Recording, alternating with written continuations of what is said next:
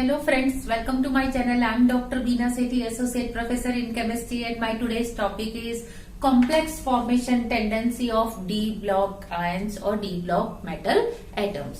इसमें हम क्या देखते हैं सबसे पहले कि जो हमारे S ब्लॉक और P ब्लॉक के एलिमेंट्स हैं उनकी कॉम्प्लेक्स फॉर्मेशन टेंडेंसी कम होती है। वो जनरली क्या बनाते हैं, जनरल कंपाउंड्स ही बनाते हैं जिसमें कैटायन का जो चार्ज है +1 +2 +3 और एनायन का जो चार्ज है वो आपस में एक दूसरे को बैलेंस करते हैं, यानी कि उनका नंबर कैटायन और एनायन के चार्ज के अकॉर्डिंग होता है। ऐसे कॉम्प्लेक्सेस को हम simple compound, common compound, general compounds कुछ भी कह सकते हैं।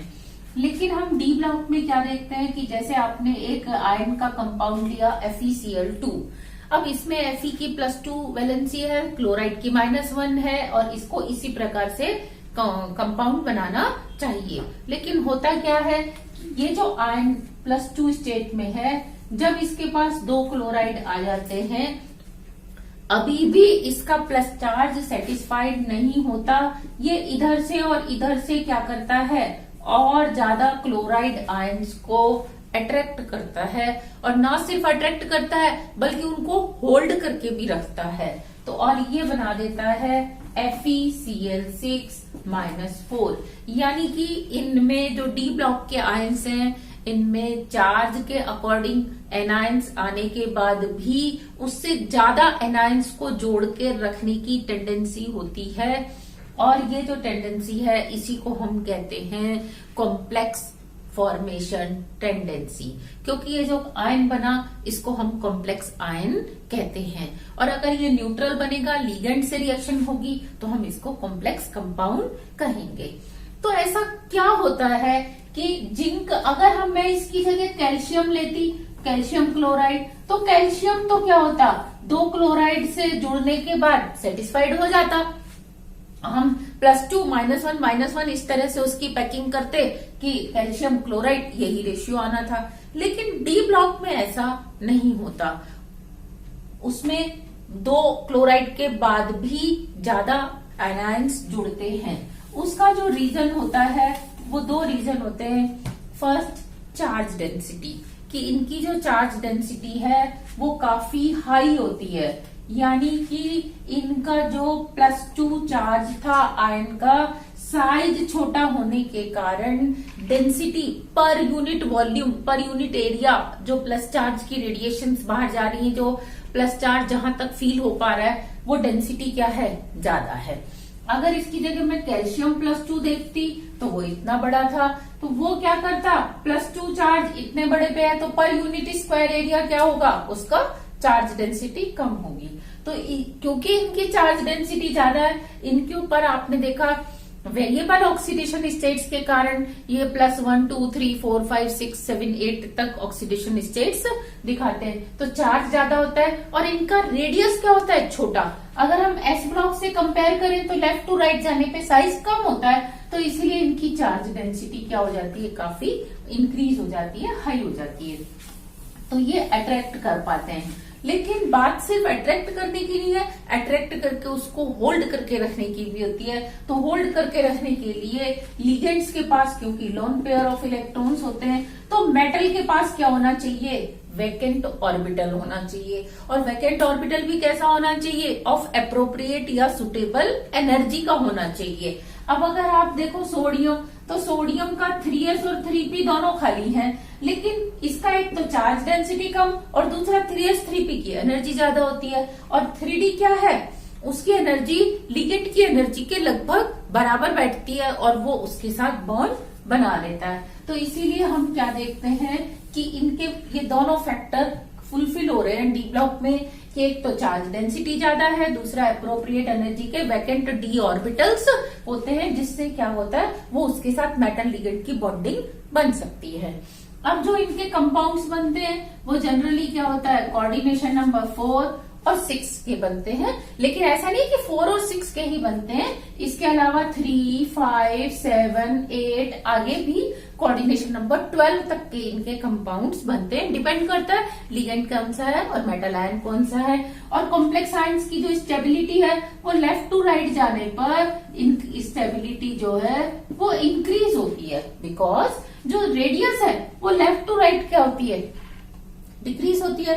लेफ्ट टू राइट डिक्रीज होगी तो चार्ज डेंसिटी क्या हो जाएगी, इंक्रीज हो जाएगी। लेकिन अगर हम एक ही मेटल एटम की बात करें, हम अलग अलग की बात ना करें, जैसे आयन की देखें तो आयन में क्या होगा, Fe+2 और +3 में चार्ज बढ़ने पे रेडियस छोटी होती है, +3 का साइज छोटा होगा, +2 का साइज बड़ा होगा, तो इसके कॉम्प्लेक्स ज्यादा स्टेबल होंगे इंस्टेड Fe+2 के। और अगर हम बात करें कि ग्रुप में इस तरीके से ये 3D सीरीज है, ये 4D सीरीज है और ये 5D, तो हम क्या देखते हैं, तीनों ही सीरीज के जो एलिमेंट्स हैं वो क्या बनाते हैं, कंपाउंड्स बनाते हैं। और तीनों में ही हम क्या देखते हैं, लेफ्ट टू राइट जो है कॉम्प्लेक्स की स्टेबिलिटी इंक्रीज होती है और ऑक्सीडेशन स्टेट इंक्रीज होने के साथ भी स्टेबिलिटी ऑफ कॉम्प्लेक्स इंक्रीज होती है। अब अगर हम बात करें इनकी ज्योमेट्री की, तो हम क्या देखते हैं कि जब कोऑर्डिनेशन नंबर 3, 4, 5, 6, 7, 8 इस तरीके से होता है, तो ये बनते हैं ट्रायंगुलर प्लेनर, ट्रायंगुलर प्लेनर। और ये बनते हैं टेट्राहेड्रल भी हो सकते हैं ये, और स्क्वायर प्लेनर भी हो सकते हैं। ये ट्रायंगुलर बाइपिरामिडल, ट्राइगोनल बाइपिरामिडल। 6 वाले होते हैं ऑक्टाहेड्रल, 7 वाले होते हैं पेंटागोनल बाइपिरामिडल, और 8 वाले देखो क्यूबिक भी हो सकते हैं और एंटी क्यूबिक भी हो सकते हैं। डिपेंड करेगा कि कौन सा कैटायन है। क्यूबिक में तो क्यूब के जैसा स्ट्रक्चर होगा, और एंटी क्यूबिक में क्या होता है, जैसे आप ये देखो कि ये आपने एक क्यूब लिया, तो इसमें आप सेंटर पे अगर मेटल आयन रखते हो और फिर 1, 2 ऐसे 3, 4 वैलेंसी उसकी ऊपर की तरफ और 4 नीचे की तरफ करते हो, तो उनको मिला के क्यूब बन जाता है। लेकिन ये एक के ऊपर एक है, कॉर्नर के ऊपर कॉर्नर है। अगर ऐसा ना हो के ये कॉर्नर इधर आ जाए ऊपर वाला, फिर ये वाला कॉर्नर इधर, ये कॉर्नर इधर, ये कॉर्नर इधर, और अब ये इससे जुड़े, ये वाला कॉर्नर इससे, ये कॉर्नर इससे, इस तरीके से जब जुड़ता है तो हम उसको क्या कहते हैं, एंटी क्यूबिक, जिसमें ये एक दूसरे के ऊपर नहीं होंगे बल्कि ऊपर वाला प्लेन 45 डिग्री से रोटेट हो जाता है, तो उसको हम एंटी क्यूबिक कहते हैं। कोऑर्डिनेशन नंबर के साथ इनकी जो ज्योमेट्री है वो इस तरीके से चेंज होती है कि सपोज अगर कोऑर्डिनेशन नंबर 3 है तो ज्योमेट्री होगी ट्रायंगुलर प्लेनर। 4 पे टेट्राहेड्रल भी हो सकती है, स्क्वायर प्लेनर भी हो सकती है, डिपेंड करता है कि कौन सा लिगेंड है, वो स्ट्रॉन्ग फील्ड है या वीक फील्ड है। फिर 5th पे होती है, जब कोऑर्डिनेशन नंबर 5 है तो ट्राइगोनल बाइपिरामिडल, 6 पे ऑक्टाहेड्रल, 7 पे पेंटागोनल बाइपिरामिडल, 8 पे होती है डोडिकाहेड्रल भी हो सकती है, क्यूबिक भी हो सकती है, एंटी प्रिज्मेटिक या एंटी क्यूबिक कुछ भी हो सकती है, और 9 पे होती है ट्राइकैप्ड ट्राइगोनल प्रिज्म। तो इनको हम देखते हैं ये कैसे होती है एक एक करके, कि ये है ट्रायंगुलर प्लेनर। इसमें क्या होता है, सेंटर में मेटल आयन होता है और तीनों जो लिगेंड्स हैं वो क्या होते हैं, कॉर्नर पे होते हैं ट्रायंगल के, ये ट्रायंगुलर प्लेनर के। और टेट्राहेड्रल में क्या होता है कि ये सेंटर में क्या होगा, मेटल आयन, और ये टेट्राहेड्रल के 4 कॉर्नर्स पे कौन होगा, 4 लिगेंड्स होंगे। वो इस तरीके से अगर आपस में उनको जोड़ा जाए तो क्या बन जाता है, एक टेट्राहेड्रल बन जाता है। नेक्स्ट स्क्वायर प्लेनर में सेंटर में मेटल होता है और चारों एक प्लेन में 90 डिग्री के ऊपर होते हैं।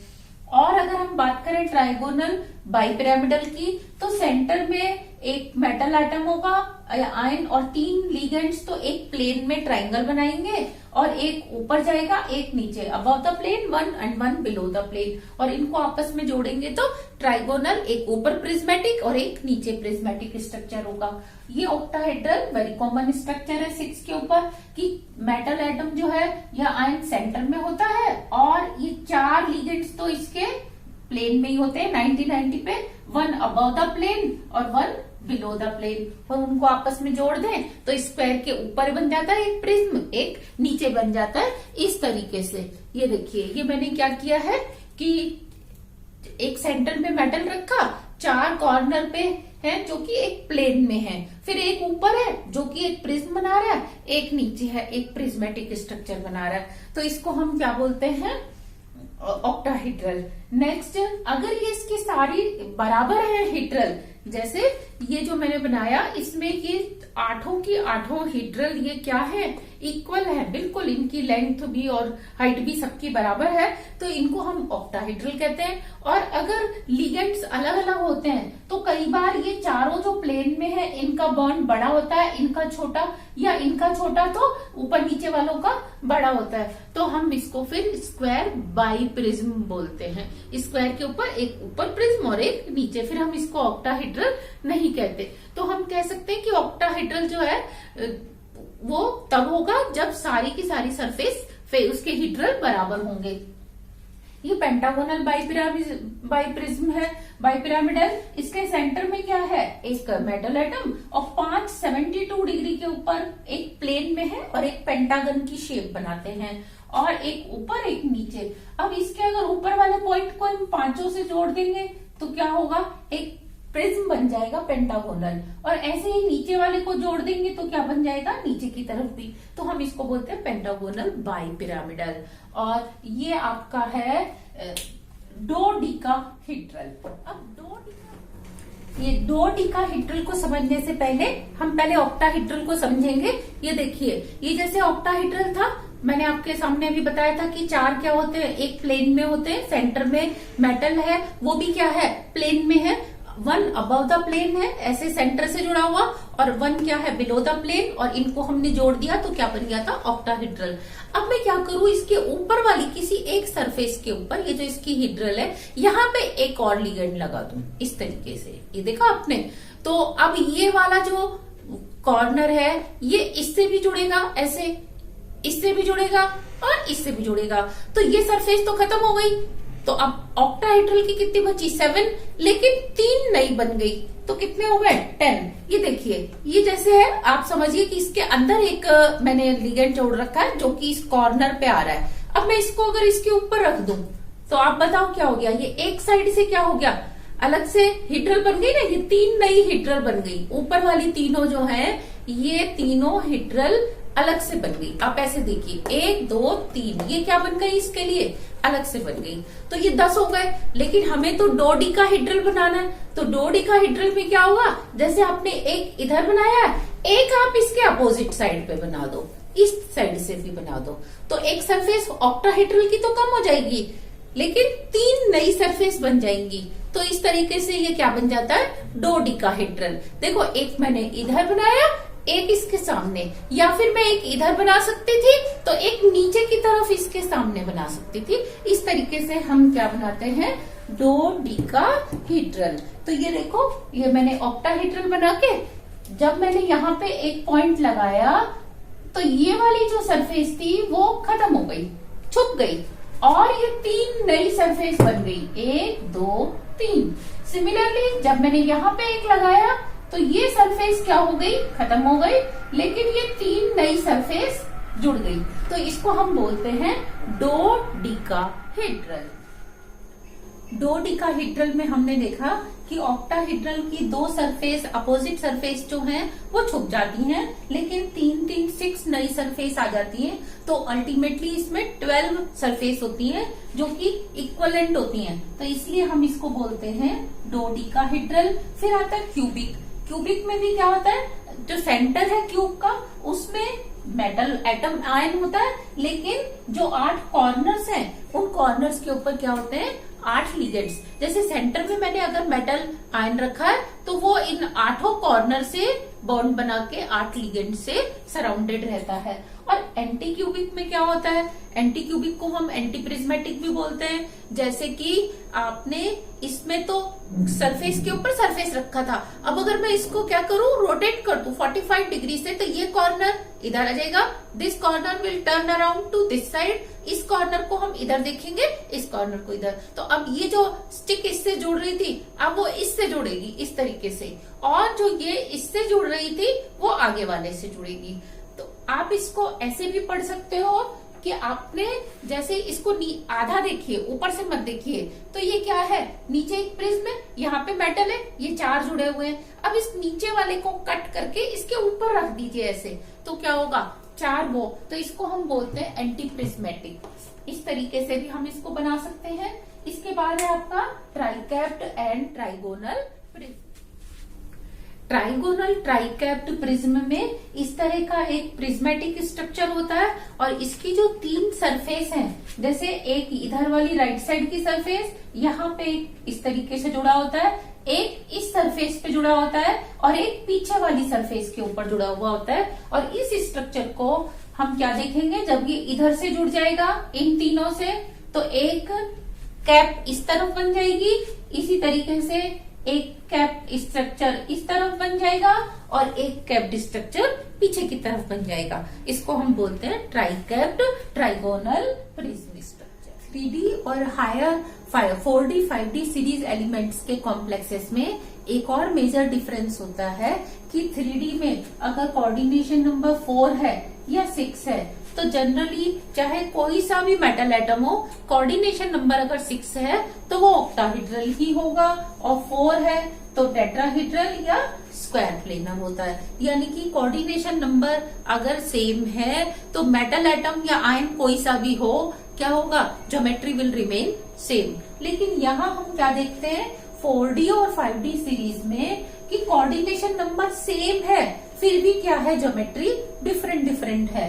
तो इसमें आप देखिए 7 है तो इसकी पेंटागोनल बाइपिरामिडल है। यहाँ आप देख रहे 8 कोऑर्डिनेशन नंबर है, MO यहाँ 3rd ऑक्सीडेशन स्टेट में है, तो इसका जो ज्योमेट्री है वो है डोडेकाहेड्रल।